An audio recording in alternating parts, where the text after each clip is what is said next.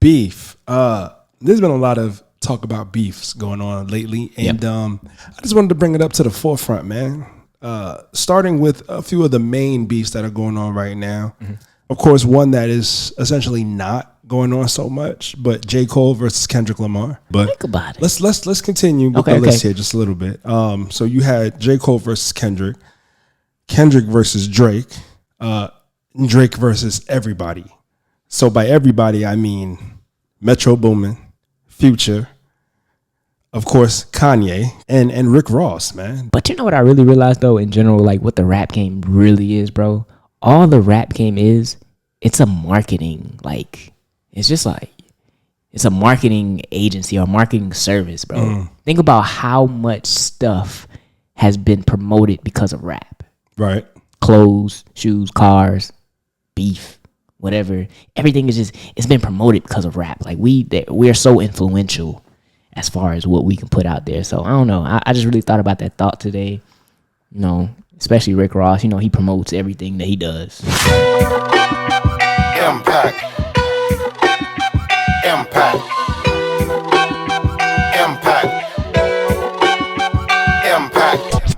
In fact, my hustle is intact. In fact, my hustle is intact. In fact, my hustle is intact. My muscle tough as the hustle, the numbers is just that. And I'ma keep winning and sit back. I love the feeling of killing them with that. Attacking the process, tackling topics, master synopsis. This the residual impact, yeah.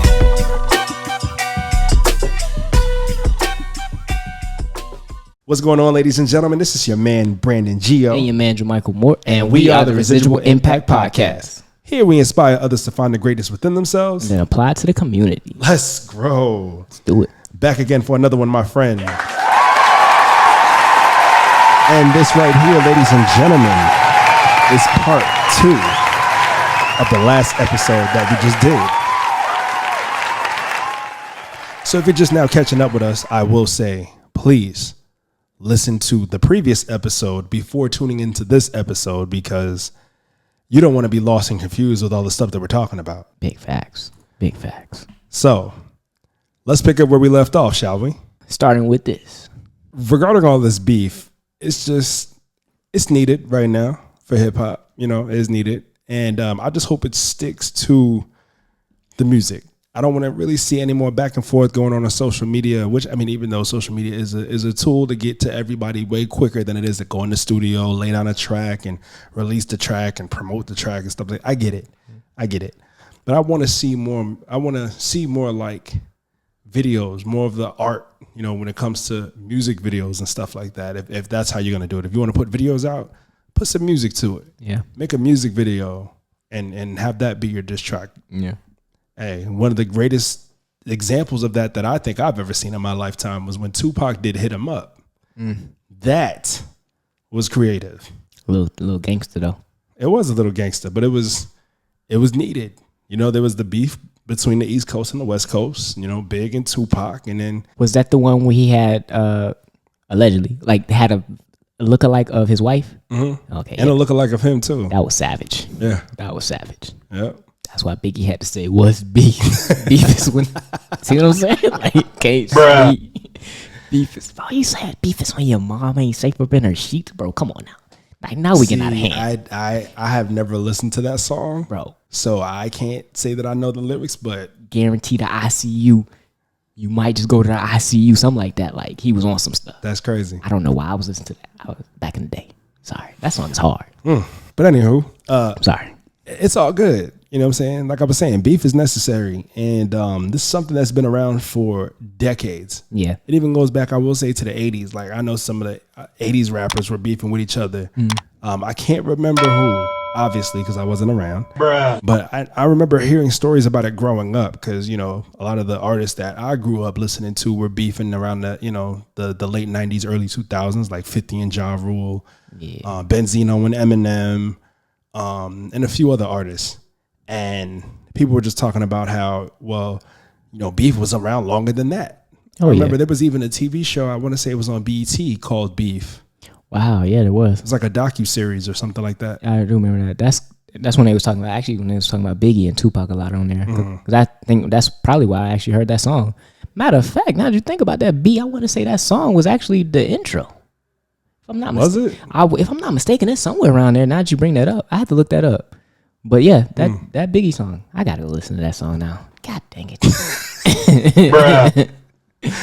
But yeah, man, beef has been around for a long time, and again, it's needed for the music. But I would hate to see it be taken to the streets. I would hate to see it turn into something violent. Yeah. Like one of the most notable violent beefs that I can think of off the top of my head is Young Thug versus YFN Lucci. And of course, last I checked, those two are still behind bars in the Fulton County Jail. And allegedly, there have been some stabbings involved between the two camps. Yeah. You know, YSL and YFN. So that was more than just music. It makes me think of another one too. I cannot remember who made the song, but are you familiar with? He's a Chicago rapper. He was. His name is FBG Duck. Yes. Yeah, he was actually killed. I mean, it was more to it, but it was also some songs and stuff that people were putting out, and it was some disses against him, and he put out some disses against some other people, and I think ultimately that's what kind of led to his early demise. Dang. And that's when it became about more than the rap. But then Chicago is different in general. Like, of course, Chicago, like Drew, King Von, and Durk, stuff like that. Durk is still alive, but of course, Durk got a lot of skeletons in the closet, I believe. I mean, I saw a video earlier today, as a matter of fact, regarding Durk, talking about how he don't even let his best friends know where he lives. Just saw that same thing. Nobody is ever allowed to my house. It be my best friend never been to my house. For real? I promise. Your best friend? I promise. Like, it's people like that I just don't allow around my girl and my kids, cause it's like I'm just a different type of nigga. I'm not the. We're gonna have family night at Durk house tonight. It's the you gotta watch. Everybody at Durk's crib. Yeah, type shit. We gotta. Everybody getting watched. We gotta watch everybody. Hey, you go too. They go too close to them kids. You know what to do. Like, that's how I play. Like, I don't play. And think about that. What? Think about that. That's you have so many people after you, or you're so paranoid about somebody running up on you or taking your life or something like that. You don't even want your closest people to know where you stay. Yeah.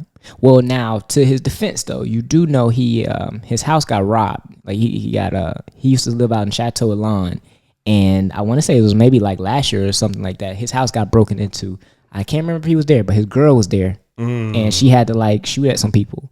So I do think that's probably where I come from. But then again, in a sense, those stuff just doesn't happen to you. Right. Those things come about from other things that have happened in your past. But yeah, I think that's probably why he's so cautious. But yeah, he said nobody don't know where he stay.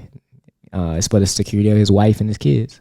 And I feel it, but somebody else got to know. Her mama got to know or something. I don't believe that just nobody don't know. So, I don't know. Shout out to Durk, though. I hooped with him a couple times. For real? Yeah, at LA Fitness. Oh, dope. About 3 or 4 years ago. He ain't passed the ball very much. He did pass it a couple times, but should have passed the ball to Durk. But yeah, it's probably some footage out there. Him and his homeboys, they were recording. So, okay. Yeah, man. So you getting dunked on or something like that? I actually was on Durk's team. So, okay. We won. You know what I mean? Hey, so, that's dope. You know what I'm saying? Yeah.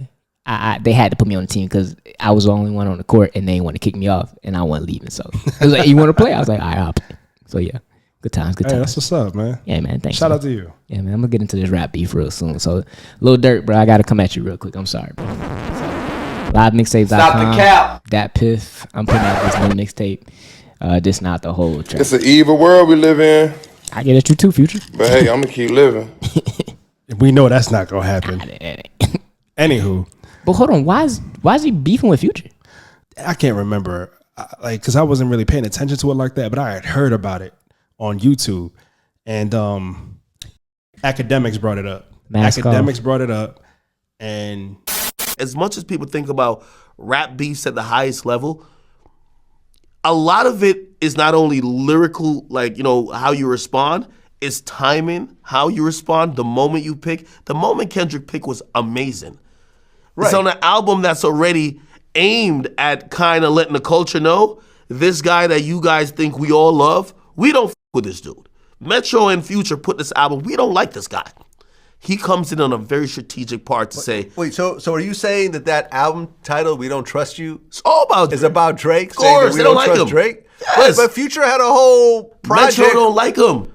But Future had a whole album with Drake that ended up being a bigger album than the one he has with Metro. That's a little bit of the confusing part, but there's been rumors that Future and Drake aren't on the same terms. So Future apparently felt a certain way that Drake did this album with Savage. He felt that way, allegedly, because if you go back to when What a Time to Be Alive was made, it was made at a unique point where Drake just came off of the Meek issues, and those issues, a lot of people were like, yo, this is a soft dude beefing with the street guy. He needed that cosign from the streets, right? That cosign was Atlanta. That cosign was Future. He stood next to Future as Future just came off a historic 3-run album, a mixtape. Then he dropped his album, right? And then they did What a Time to Be Alive, right? So now Drake is almost like untouchable, right? So Drake comes back around, and by the way, this is the only hypocrite.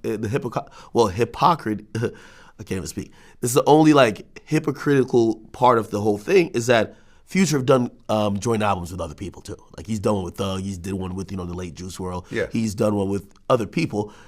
However, I think the reason why he felt a way is that if you're gonna come back to do one with an Atlanta rapper, a street rapper, years later, why do you go with Savage? Why don't you go with him? Now, I don't know if Savage and him also has a little weird things. You know it's Atlanta. Niggas be beefing, you don't know. I don't know about that. But from what was said is that he always felt a way about that. So, of course, academics, man. That man gonna instigate. He gonna instigate it. Yes. Yeah, of course. So, yeah. Yeah, okay. Okay, I feel that. But it's like I saw somebody else talking about Drake's accolades and stuff like that. When it comes to him getting street cred, yeah, man, Drake wouldn't really have street cred without a lot of his features with like Future or Thug or 21. He needs those artists the same way that those artists needed him to feature on their songs. It works the same way, bro. It works the same way, right? But if Drake didn't have those features, or if he didn't have like verses with Lil Wayne or Nicki or something, like he would have been written off as pop years ago. Yeah, of course. So that was something great that that I heard, and it clicked. It was like, you know what, you're right, because I've been listening to Drake since 2005 or 2006 when he put out his first mixtape, and since then it was like, yo, he had really good bars, really good delivery and stuff like that, and he didn't really need features, or if he had any features on those mixtapes, he had local artists from Canada and stuff like that. Like I think his second mixtape probably had the biggest features until his third one, obviously. But his first mixtape, he had a song with Trey Songz. That was his biggest feature at the time. His second mixtape, he had a feature from Trey Songz, Rich Boy. Y'all remember Rich Boy? Mm-hmm. Throw some D's, you know what I'm saying? Mm-hmm. Lil Wayne was on it, and that might have been it. And then the third one, of course, he had Wayne, Trey, and a few other more notable artists. But for the most part, he used to collab only with like local artists from Canada. Yeah, man. For his first two projects. Ego. That's what it boils down to. Ego. Those brothers, they all helped each other out in some way, shape, or form. And then the ego. Can't let my pride, can't let you come at me. You make a diss track with me, I gotta come back at you, son. I can't just let the diss track ride and then everybody hit me up on Instagram. Yo, you heard this? Yeah. You gonna let that slide? What you mean? I gotta get in the booth, bro. So, yeah. It's needed. Beef is essential. It helps push everything forward in terms of music. You know what I'm saying? I just don't like it because yes, it works, but at the same time, too, it's you're still pitting black people against each other. Of course. But I think it has something to it. Like at this point, it's a part of the music. It's a part of the art. Yeah. Things tend to get a little boring without the beefs. If you think about it, of course, like I said, people have been beefing in music and rap for decades. Right. I can't really think of any hip hop beefs from the 80s. I want to say Big Daddy Kane was beefing with somebody at the time, and I don't remember who, but there were a few notable, beefs from the 80s. But when it came to the 90s and the early 2000s, one of the biggest beefs, of course, was Biggie and Tupac. Another one was Nas and Jay-Z, 50 Cent and Ja Rule. And 50 and Ja Rule started in 99. Like, that was around that time. Like, the story goes, allegedly, Ja got his chain snatched from one of 50's associates. And, like, it was just beef ever since. But, 50's a troll, man. He been trolling Ja since before Instagram ever came out. So, let me see. You have LL Cool J and Cannabis. And I remember that beef from the mid-90s.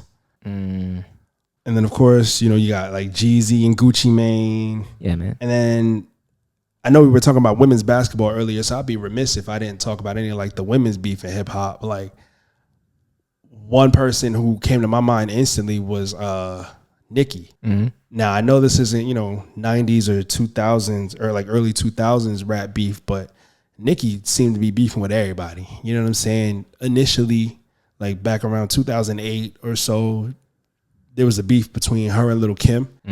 People were saying like how Nicki kind of like bit Lil' Kim's style, because essentially everything she did, Lil' Kim did already. I mean, she paved the way for it. She did pave the way, and it came off as like Nicki wasn't paying homage.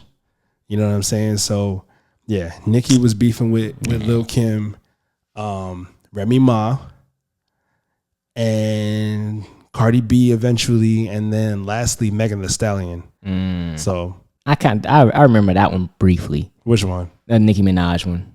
Like were you saying there was all the people that was beefing against her? That right? I remember off the top of my head right now, yeah. Yeah, I remember that. I feel like some people was also just, when it comes to women, they automatically kind of pit them against each other though too. A lot of times I noticed. I feel like I remember a little bit around that time, and that's why I think I felt like I don't feel like Nicki Minaj was going at none of them. I just feel like they was kind of going at her. But then again, no, I want to say that Nicki was going at a few of them. Possibly. Okay. I don't know. I didn't listen to a lot of. Because I will say the most recent Nicki beef was Nicki versus Megan Thee Stallion, and I want to say because they've done music in the past together, and somewhere along the line, they started beefing with each other. They didn't like each other anymore.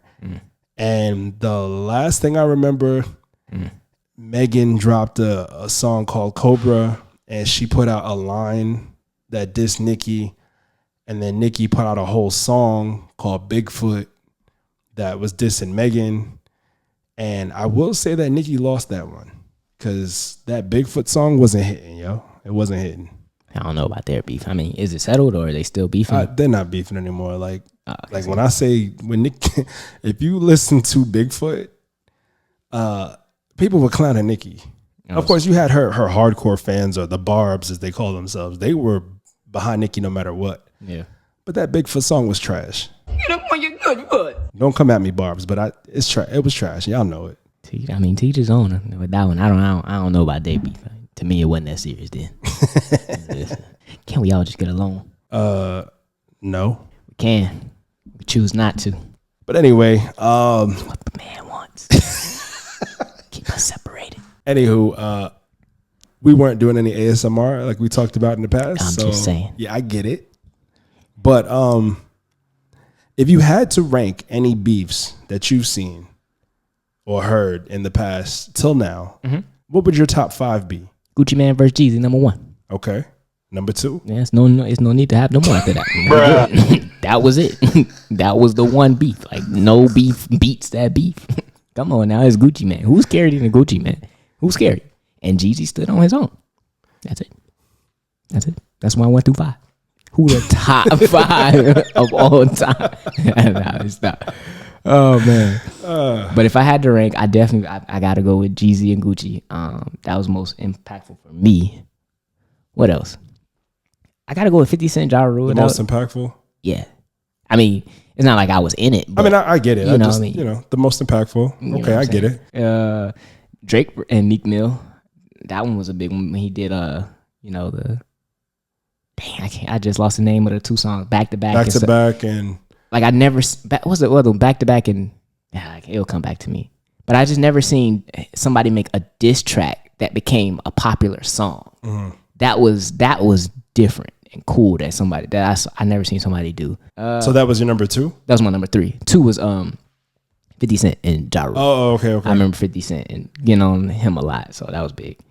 I mean, you got to go Biggie and Tupac. You mean you can't leave that one out.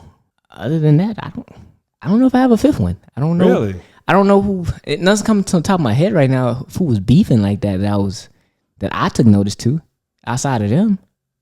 Oh, you can name T.I. and Lil Flip, but to me, I don't know.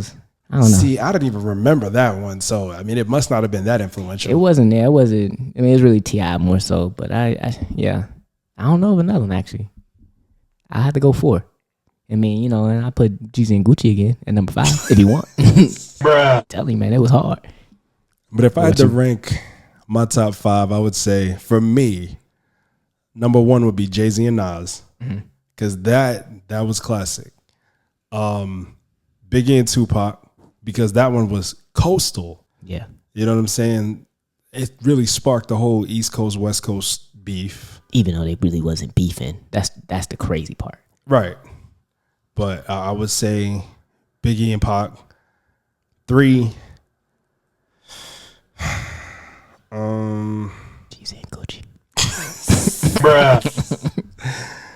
Number 3 for me, I would put maybe I want to say like Twista and Bone Thugs and Harmony. Okay. Cause I remember hearing about that in like the mid 2000s. Like I never knew that they were beefing, but I could see like why it started and how it went on. And I started to go back and listen to interviews between the two, and it was just like, yo, that's crazy. I never knew. Yeah. But Twista and Bone Thugs and Harmony were beefing because of the whole fast rap style. I think I remember that too, vaguely. Yeah. Now that I think about it. Twista claiming that he originated it, and Bone Thugs was like, nah, we were doing it way before you. And it was just like, it was wild. And I want to say he actually made Twista, he brought out the point of he had a Guinness World Record of being like the fastest rapper or something like that. So I remember around that time, that was one of his points. So yeah, I do remember that. Now I should bring it up. Number 4, I will say Remy and Nicki. Remy Ma and Nicki. Okay. That one was big. And then when Remy pulled a Nas and came out with Sheether, just murked Nicki. So I will say that was number 4 for me. That name is hard. I like that. Yeah. Of course, play on Ether. You know what I'm saying? Yeah. But I love that. You know what I'm saying? That's cool. She won after that alone with that title. She did. I remember I lost my mind when I heard that track. I was like, yo, like that. It was wild to me when I first heard it years ago. But, you know, I say that's number 4 for me. And then number 5, I'll go with Gucci versus Jeezy. Son. Stop playing with him, bro. Bruh. 2 biggest in the city, man. Stop But see, that's the thing. Like, I didn't know that those two were beefing. Okay. You know what I'm saying? 05, Gucci came out with the song So Icy. Yeah. And Jeezy was on the song. He was on it. That was one of my favorite songs that year. I'm like, okay, they were cool. After that, it was a dub. That's it. They just... Nope. And they got real. Yeah. I'm not a fan of anybody music who I feel like a sucker. I don't listen to you. They play in the club, you can have the number 1 jam, but if I know your character, how can I listen to your music? If you say you know what I'm saying, you don't like somebody, you rap about them. How can you see them and not attack them or fight them or Absolutely. hit? But that's the way the industry is. That ain't how I go. Yeah, but I guarantee you, Walker C, Slick Puller, they gonna hit. Yeah. ASAP. Man, Jesus is scary. You think he really meant that? It sounds like it on his music, but I don't know. Well, why would he do something when he just see me at this party, his birthday party? That is very true. Why would you go there? Like, that's his birthday party. I was so fresh, I had to go. Yeah, ain't nobody finna disrespect me, touch me, push me, mush me, pop into me, step in my shoe, none of that. You think Walker gonna respect me? I let somebody mush me, man. Walker definitely not gonna respect me, let somebody mush you. What I'm gonna say, bro? I had to go and let him mush me. Got real. You made me think about my 5th though. I'm gonna bring this. Gonna be my 5th. This gonna shock a lot of people. And I have a feeling I want to say I think I know. No, I don't think you know this. No? This is gonna be funny. I don't think you know. Okay, go ahead. My 5th beef, greatest beef of all time. Honestly, we could put it at number 1. I gotta go with Bow Wow and Romeo. What's up? Let's go. All right, ladies and gentlemen, the show is over. We are done. No, I'm not even gonna go into the last segment because that was one of the beats. No, it was not. Like, you know what I'm saying? Like as a kid, we was like, yo, who do we go with? You know what I'm saying? Because Romeo came in. Well, you know what? I will say that you are a couple years younger than me. You are several years more, more immature than I am. You know what I'm saying? Like you're behind. Your maturity level is several years behind mine. So I will say that. Oh man. Yeah. So come on now. You don't remember that beef? You can have your little Mickey Mouse beef. Watch. We're gonna take a poll. I want y'all to say, do y'all remember the Romeo and Bow Wow beef? That was a real thing. Who y'all had? Come on. I had Bow Wow. I ain't gonna lie to you. That's my dog. But I rock with Romeo. I'm not even gonna entertain that one. I don't want to. I need you to look. I need us to have some songs. Look, like who had them. Come on. Oh, but is it really a beef if they didn't put music out against each other? Yeah. They were teenagers. They were, but it was like, who gonna be that person? Because it's like, they had it's just as that kid spot, who gonna have the number one spot?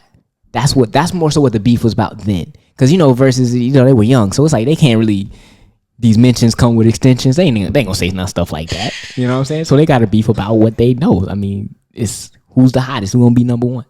And that's what it was. Now, I think I think Bow Wow won it, of course.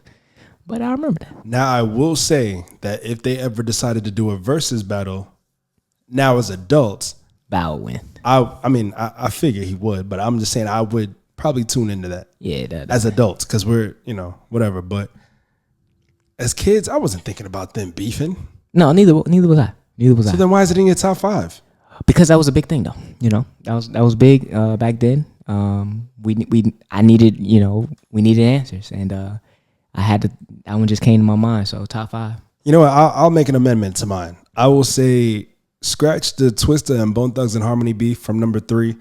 I'll move Remy and Nicki Minaj down to number 3. I will say number 4 for me in that case would be Benzino versus Eminem. I remember that was really big when I was in middle school because Benzino owned The Source. He owned The Source magazine and refused to publish anything Eminem in his magazine. Nothing about Eminem's music, nothing about Eminem's anything. So that was, and they had put some songs out, against each other. But of course, M crushed Benzino lyrically. And that's, that was something that went on for years to even like Benzino was still talking about it maybe 2-3 years ago. And I never knew this, but apparently Benzino did an interview and said one of the reasons why he was beefing with Eminem was because M, came into music and it seemed like he hated black people. Interesting. Even though he was rapping, you know what I'm saying? Like he you said the N-word and recorded in his songs.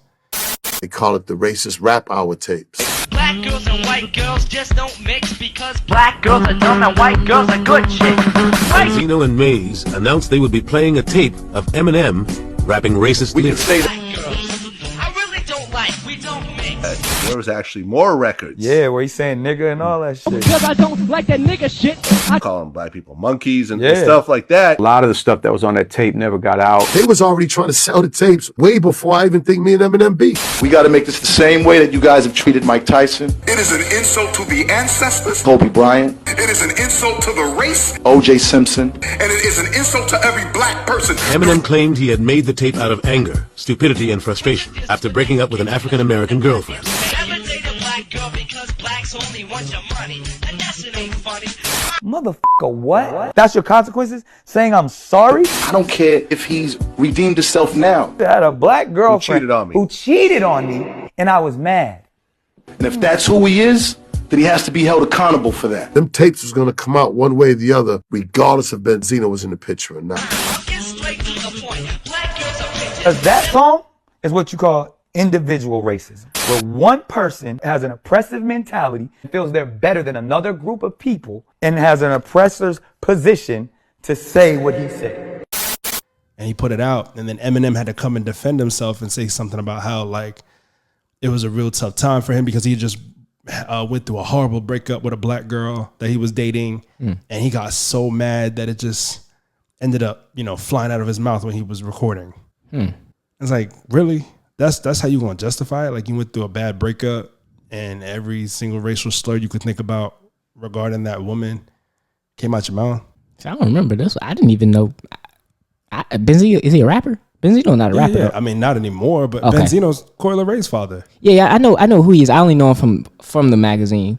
So I didn't know that was a beef between them. Oh yeah, Eminem had beef with a couple people though back then. I want to say he had beef with him, and then years later he had beef with Nick Cannon, which that was kind of wild. He had eventually had beef with Mariah Carey. Yeah, you know what I'm saying.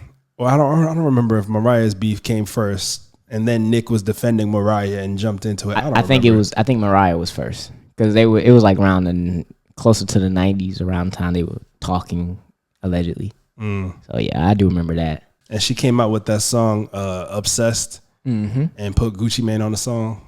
Yep, and that was supposed to be about Eminem. Yep, I do remember that. But yeah, those are my top 5 beefs. I will say Jay-Z and Nas, Biggie and Tupac, Remy Ma versus Nicki Minaj, Benzino versus Eminem. I mean, I can feel them. I mean, Eminem was hot around that time, so. And then Jeezy versus Gucci Mane. Top 5. I mean, hey, they all are notable. I must say. So that just made me think. What about podcast beefs? Podcast beefs. That is the industry that we are involved in, right? That is the industry that we are part of. Now, I know you said you would jump into some diss tracks and put out some bars on a mixtape or whatever, and everybody knows that you're capping, but you know what I'm saying, whatever. What about the podcast beefs? That's funny, actually. Is that a such thing? I guess it is, actually. What's going on in the podcast world? Who's breaking up? Who's at each other's necks and going back and forth? What's going on with that? Have you heard anything? No. As far as podcast beefs, I'm not 100% on those. But, I mean, I probably have heard like some stories here and there for the most part. Well, let's touch on a few of them, shall we? The first one that came to my mind when I was thinking about this was Joe Budden and 2 of his former co-hosts, Rory and Mal. But the Joe Budden podcast, from what I remember, initially had Joe and 2 co-hosts, Rory and Mal. And every once in a while, they would have a guest and stuff like that. And then there was a time where they had a huge falling out. And not too long after that, they were replaced. Now, I don't listen to Joe Budden's podcast. I just remember Rory and Mal being on it because Dre listens to Joe Budden's podcast. And then he always used to listen to it whenever we were riding in the car. And, I would hear some episodes with him. And now my girl listens to Joe Budden podcast. So I know some of the co-hosts on his show now. Like one of them is Melissa Ford, the former video vixen. Another one is this dude named Ish. Supposedly, I want to say there's another person on there named Ice. I don't know how many people are on the show, but those of y'all who listen to the Joe Budden podcast, y'all know who I'm talking about. But yeah, definitely there was a huge split and there was a beef for a little bit between Joe Budden and his former co-host Rory and Mal. He's a thief. Anybody that has ever done business with that man will tell you that he's a thief. He's going to try to snake you and do some shicey shit to get the money and run with it. It just is what it is. You're a thief. These are facts. These are just the facts, bro. You stole from me and Rory. Facts. That's who you are. So all of these narratives you're trying to paint about Maul and I never pull my own weight and the first of the month means nothing to me. Cut it out, man. Stop, man. You stole from Rory and myself. Like I told Rory before, the truth is on our side, right? Show the accounting. Show the taxes paid out while Rory and myself were there. Show the Spotify deal. Show the contract. I'll shut the fuck up forever. I'll apologize on my platform for calling you a thief. I'll apologize on my platform for calling you a liar. Show the accounting. So much so that Rory and Mal actually started their own show shortly after their split from the Joe Budden podcast. Now, numbers wise, I don't know how they're doing. I've only listened to like 2 episodes from them when they first got their own show, but I haven't listened since. And that was like a year and a half ago, maybe 2 years ago. Well, I mean, it must have been pretty serious for them to stop talking. So yeah, I know Joe Budden still has his own podcast, right? But another thing, speaking of the Joe Budden podcast, this show that I'm about to mention was a part of the Joe Budden network. Okay. They initially started with 3 members, and it got to the point to where they turned into a podcast duo instead of a trio because one of the girls got kicked off. And then they had a good almost 3-year run, it was 3 years. They had a good 3-year run before they called it quits. And the way they tried to tell it on the show, it was like some sort of amicable split. But behind the scenes, there was some beef. And, of course, this podcast that I'm talking about is the See the Thing Is podcast. Now, I've talked about this podcast on the show before. I remember I went to one of their live shows last year and I actually met both of the co-hosts, Bridget Kelly and Mandy B. And I've talked about it and, turned it into a clip and, even tagged them in it. And I remember Bridget retweeting it on Twitter or something like that. So that was kind of cool. But yeah, they had a falling out behind the scenes. And I remember so many people were speculating what's going on because they could tell that there was some tension going on. And this was a show that I actually listened to. And, my girl brought it to my attention because I was kind of like oblivious to it at first. And she was like, well, why are there some episodes where Bridget is recording by herself and, Mandy's not in the room? Or why is there some episodes where Mandy's recording and Bridget's not in the room? And they'll just have random guests on the show instead of the other co-host. I was like, you got a point. And then a few weeks after that, they announced that they were going to put out their final episode, and they did. And then behind the scenes, I remember Bridget Kelly ended up doing an interview on somebody else's podcast that was exclusive only to Patreon. So I didn't watch the full episode because I wasn't paying for that person's Patreon just to see that one episode. But Bridget was kind of like airing out a lot of stuff as to what was going on behind the scenes, that she didn't talk about anywhere else. I know I said I was leaving the kumbaya line, but I was hopeful that we could have really been respectful. I don't match energy on the internet because that energy is never the same in real life. A lot of shots have been taken at me unprovoked. It's a lot of playing in my face. The fact that 2 business partners are having an argument because someone is doing more admin work, admin can be offboarded, versus someone who's bringing all the star power is wild to me. Objectively speaking, I can't believe we're dying on the hill of admin. Public figures, celebrities alike, we're showing up for you, I included. That tells you everything we need to know. You're willing to use me to hide behind my kindness, to hide behind my willingness to keep telling these people that you are not a villain, that you are not nasty, that you're not a mean girl, that you're not a bitch. But the minute that demands that you rise to the occasion and be who you say you really are, you throw me under the bus. We had no intention of having to do this episode. We felt it was the morally and socially responsible thing to finally clearly air and set the record straight. And then Mandy decided to jump on Instagram Live and put out an hour-long live talking about her gripes and things that were going on behind the scenes from her point of view.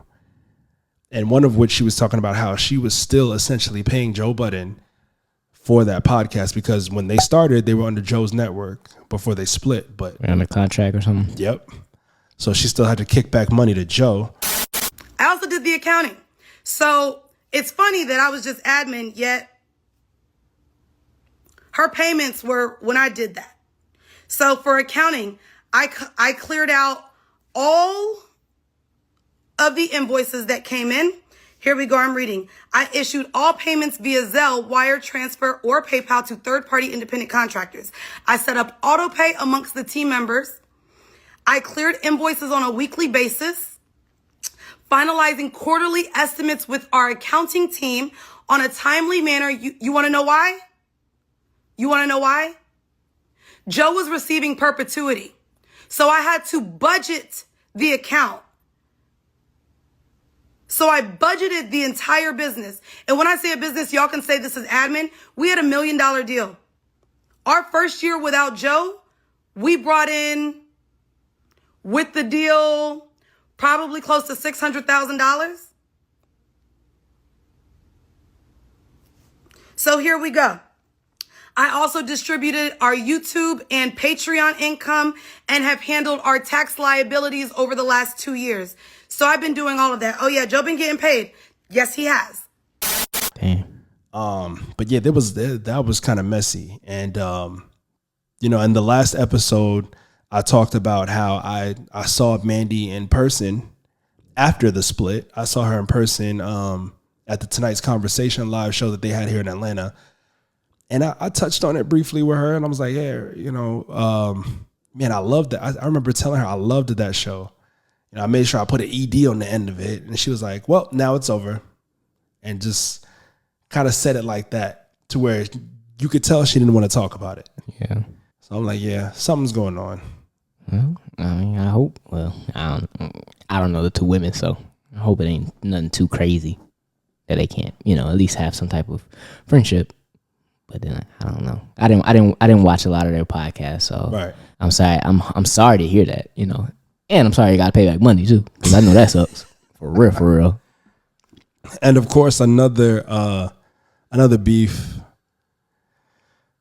that was kind of interesting, but we touched on it a bit in episode 72, which was "Do Fish Sleep?"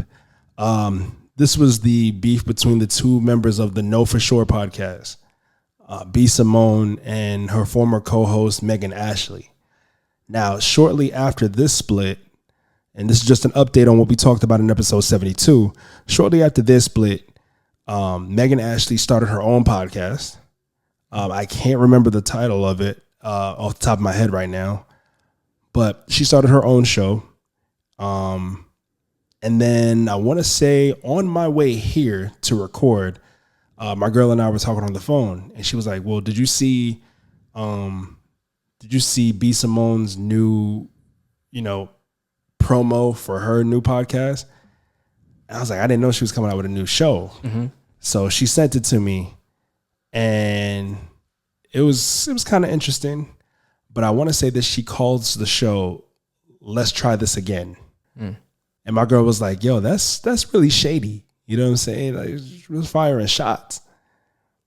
And I'm like, you know, let's try this again. That does seem kind of shady. I don't know if she's like really addressing it or gearing it towards her former co-host. Like, oh, well, the last podcast was a flop. You know, so let's try this again.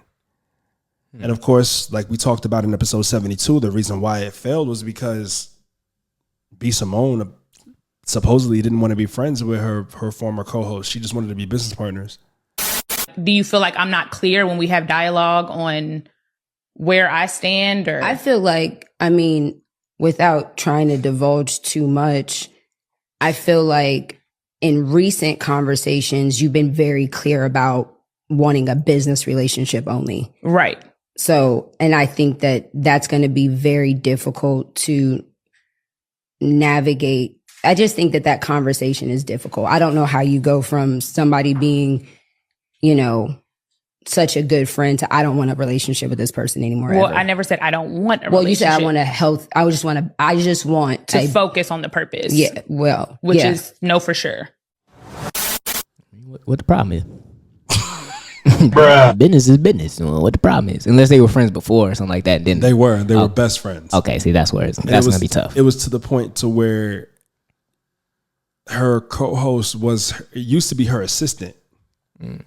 And the story goes that B-Simone pretty much talked her assistant into becoming her business partner. And things got a little rocky. Yeah, see. It's a thin line. I'm sorry. that name is interesting though for the podcast. Yeah, that name is interesting. What, her new podcast or her old one? The new one. Oh, okay, new one. Let's try. But it also could be that. To me, that's also kind of cool. A cool name. Let's try this again. That's what you said. Yeah, it's called "Let's Try This Again." Okay, I think it's a cool name though. Hey, well, if you like it, I love it, even though I don't. I mean, I just don't want to see people break out. That's all. But it's life. I mean, it is life. You know, all good things must come to an end. Sad to say. Even like the Roommates podcast, they didn't last forever. You know, I remember Hafiz got married And then there was a lot of stuff going on in his life behind the scenes, you know, where he was doing interviews with other content creators and people were essentially chewing him up in the comments. And I guess it got too much for him to where he was like, you know what? I got to protect my mental health. I got to protect my peace. I don't want to be in the spotlight anymore. So I remember, actually, I think I sent you the video right before he made the announcement that he was like the roommates as we knew it was not going to be anymore. And he said that Chris was going to hold down the roommates brand and stuff like that. But I mean, last I saw, I mean, I haven't really seen too much from Chris lately. It's been a while, but yeah, even like the roommates had to split, and they were in the game for years. I mean, I don't know, but there was no beef on their end. I will say there was no beef. Okay, it was just like, you know, like I said, Hafiz had a lot on his mental, dealing with marriage. You know, as a newly married man. I remember he also had The Standard, which, you know, Alex was a part of. Yeah, stuff like that. So yeah, I remember that too. Yeah. Well, I mean, I wish everybody that has split up and, you know, has some type of disagreement, I wish them nothing but the best, and I hope that they learn from whatever they went through so that they don't do it again. That is true. Big facts. And I will say two things regarding that and why I wanted to talk about this specific topic. Number one, as far as the See the Thing Is podcast, I remember one of the co-hosts, Mandy was talking about a few of the reasons why she wanted to stop working with her former co-host Bridget was because she was doing essentially all the work. She was the one who owned the podcast studio that they recorded in. And she said that she was handling the payroll and she was doing a lot of stuff behind the scene, administrative work. And all she asked for Bridget to do was, I want y'all to know what I expected from her. By the way, I am reading this off of an email timestamped April 25th. What I expect from you, you being Miss Kelly, to show up in a timely manner for all STTI matters, including episode tapings, shows, bookings, virtual recordings, and team meetings. Communicate any scheduling conflicts as soon as they are known. Add to pre-production meetings by bringing in current events, minimum 2 per episode. I asked her to bring in 2 topics per episode. This includes Patreon topic ideas. I asked her to book friends with benefits and freshly squeezed guests. I also asked her to be fully present on recording day by removing distractions during recordings. This included text, phone, laptop, and allowing for full creative flow by not limiting recording with outside appointments. Ideally making personal plans after 6 p.m. on days that we record. Then I also asked for her to use her personal resources to bring in future bookings and campaign opportunities.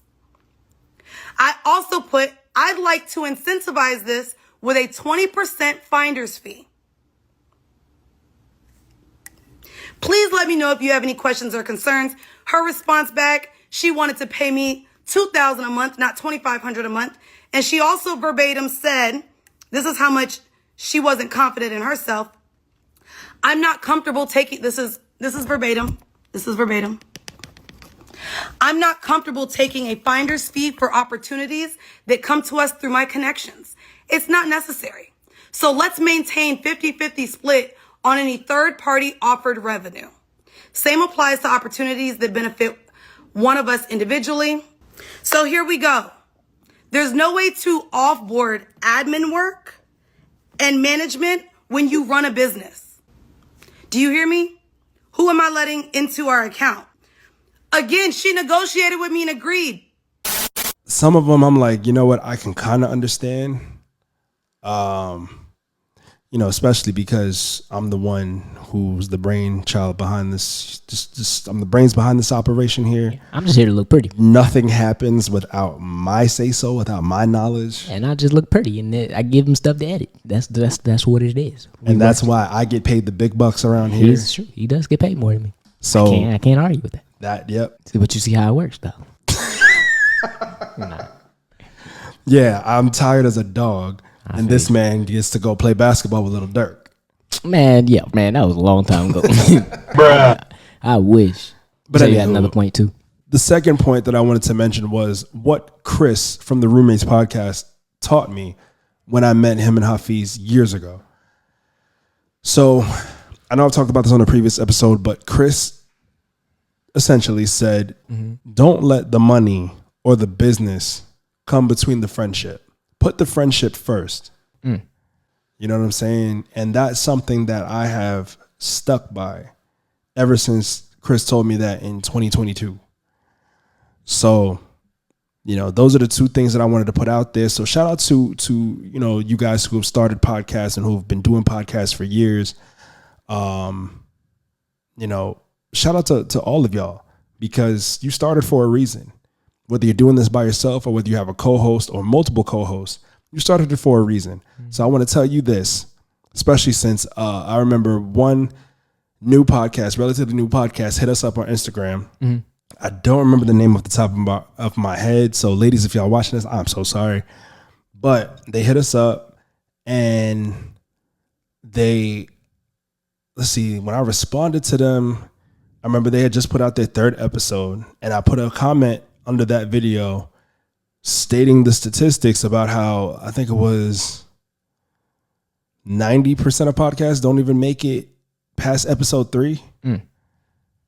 And I didn't check to see if they responded to it, but I just know that I want to see them continue. I don't want to see them, you know, break up over something stupid or stop going over something stupid. Like, just keep going, keep grinding it out. You started the podcast for a reason. Yeah. Keep pushing. Yeah.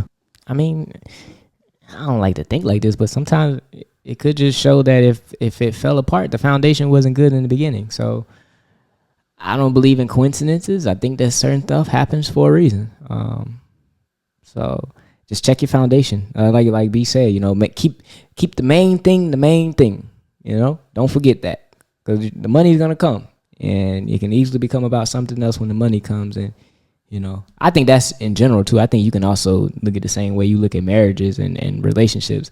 If you forget and you allow the enemy to come and taint your mind and make you think that's about something else, you can throw away something completely because you lose focus. So don't allow nothing to take you away from why you did what you did and why you started what you started. Communication is key. So, ladies and gentlemen, if y'all are in any similar situation to any of the podcasters we just spoke about, or heck, even some of the rappers that we spoke about, communicate. If you got something going on, you got some issues, you got some problems, communicate. You know what I'm saying? If I had any problems with Mike, I would communicate them.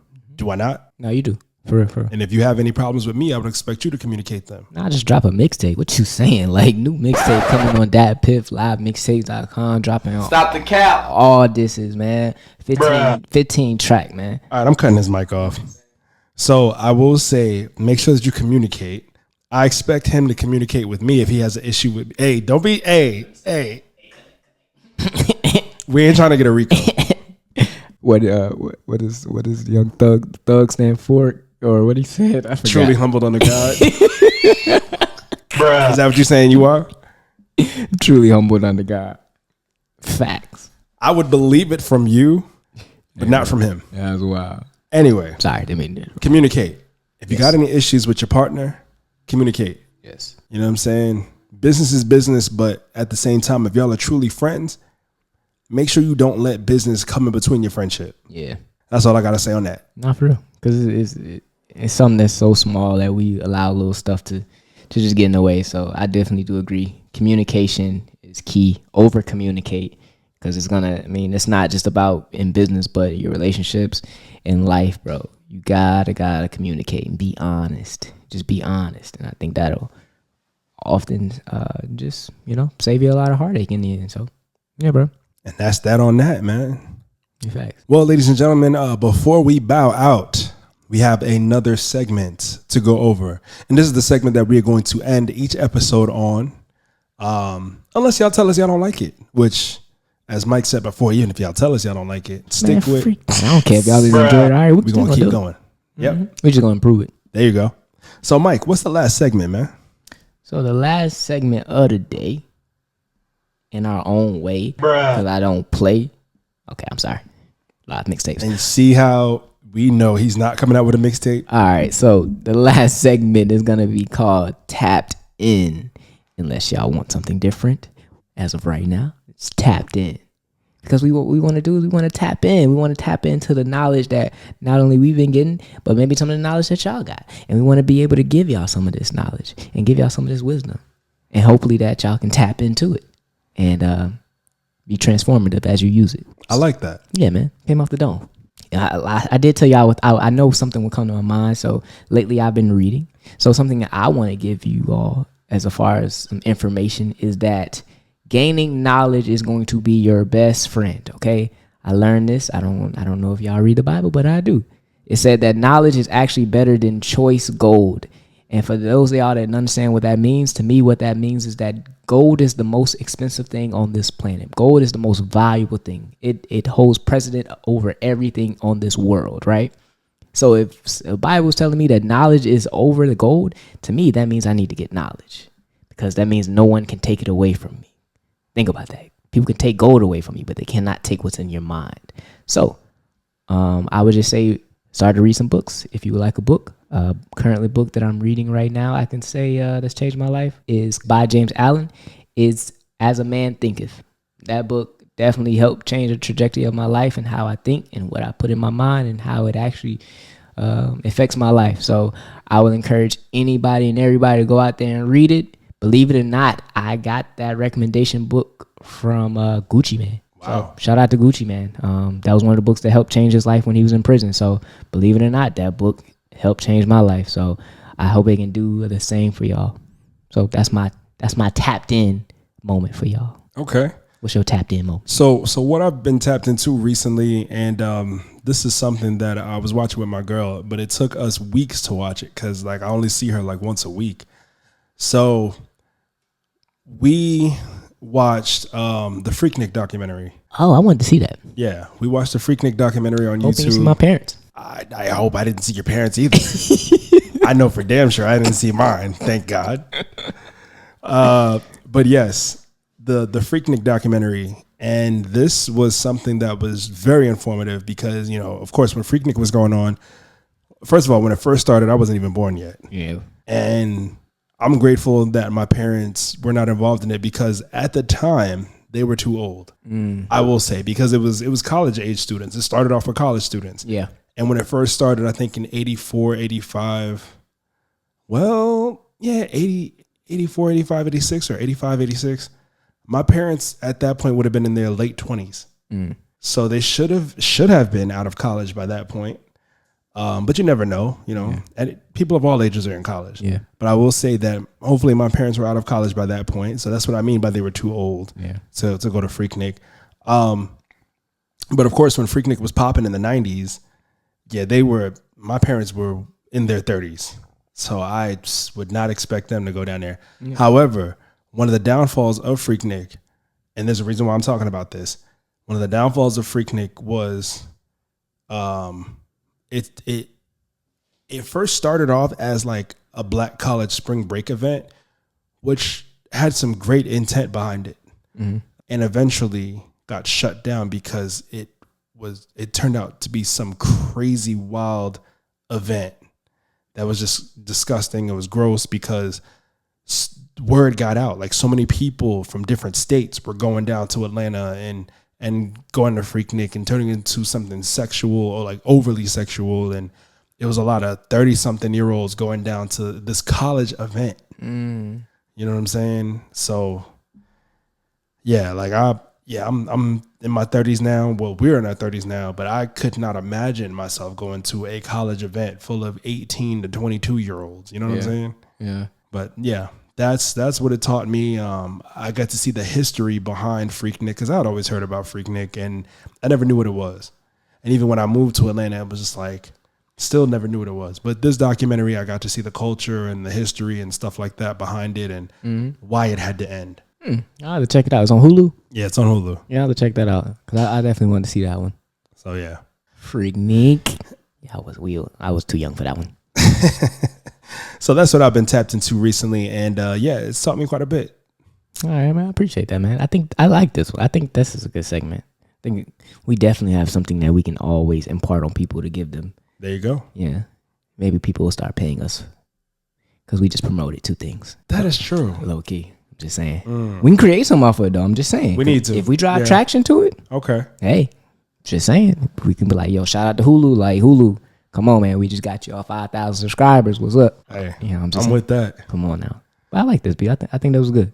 Yeah. With that being said, this episode has gone long enough. Big facts. This has been a great 2-part episode, and we have to. We got to get out of here. Let's just put it that way. We got to get out of here. My man over there, he's tired. He's ready to go home. I need some sleep, y'all.